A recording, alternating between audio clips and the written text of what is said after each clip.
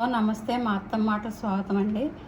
ఈరోజు కృష్ణాష్టమి స్పెషల్ అండి. కృష్ణాష్టమి అటుకులు బెల్లం పాలేసి కలిపానండి ప్రసాదానికి.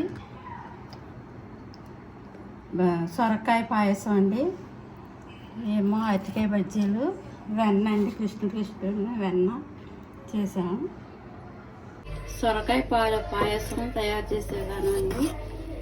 పాలు పెట్టిన పాలు మరిగాక సగ్గుబియ్యం కడితే సగ్గుబియ్యం వేసుకోవాలండి. ఇందులో సగ్గుబియ్యం ఉడుకుతున్నాయండి. ఉడికే లోపల గిన్నెలో నెయ్యి వేసుకుని డ్రై ఫ్రూట్స్ వేయించుకున్నాను.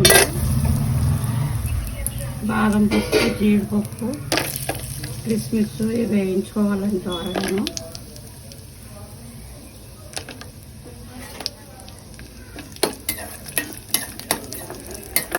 Dry fruits ఎగినాయండి. గిన్నెలో తీసుకున్నాను డ్రై ఫ్రూట్స్. అదే నెయ్యిలో సొరకాయ ఇలాగా పిల్లతో తురుముకుని ఇలా వస్తుందని తురుముకుని ఇలా నీళ్ళు గట్టిగా పిండేస్తే నీళ్ళు వచ్చేస్తాయి. నీళ్ళు వచ్చేసి నేను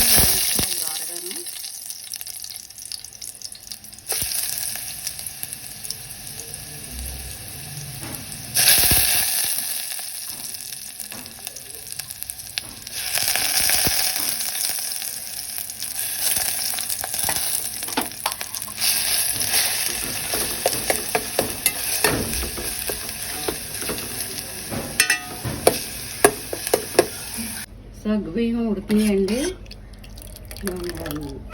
ఇప్పుడు దోరగా వేయించుకున్న సొరకాయ తురుము ఇందులో వేసుకోవాలి.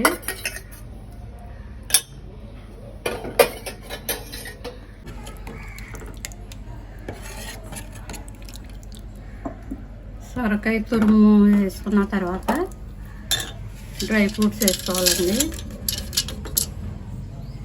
నేతిలో వేయించిన డ్రై ఫ్రూట్స్, తర్వాత యాలక్కాయ, మిరియాలు మెత్తగా పొడుము కొట్టుకుని వేసుకోవాలండి. ఇందులో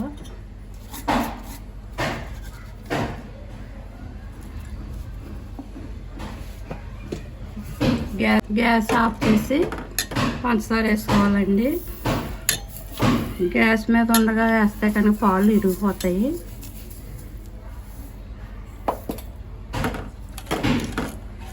పంచదార వేసుకోవాలి. ఫైనల్గా వెనిలా ఎసెన్స్,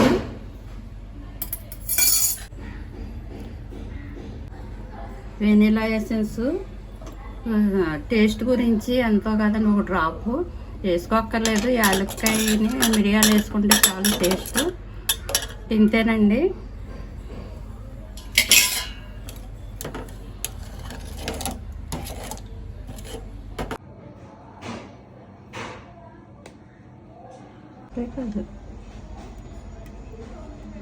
అరటికాయ బజ్జీ వేస్తున్నాను ఈరోజు. అరటికాయలు ఇలా గడ్డలతో తురిమేసి చెక్కు తీసేసుకుని ఇలా సన్నంగా ఇలా కట్ చేసుకోవాలి. అరటికాయని 3 ముక్కలు కింద చేసుకుని ఇలా నీలంగా చీరుకుంటే ఇలా పొడవు వస్తాయి. ఇప్పుడు శనగపిండి కలుపుకున్నామండి. శనగపిండి జల్లించి పెట్టుకున్నాము. ఇందులోకి కొంచెం వాము,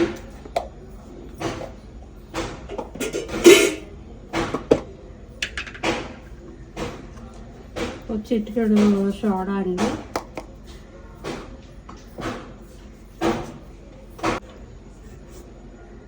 కొంచెం సాల్ట్ సరిపడగా సాల్ట్, కొంచెం కారం వేసుకున్న తర్వాత కొంచెం జారుగా కలుపుకోవాలండి శనగపిండి.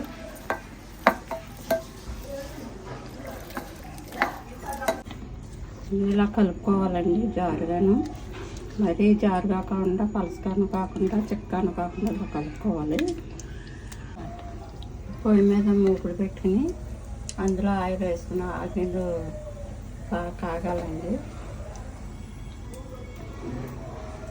కాగిన తర్వాత అరటికాయ ముక్కలు ఇందులో డిప్ చేసుకుని ఆయిల్ కాగిందండి.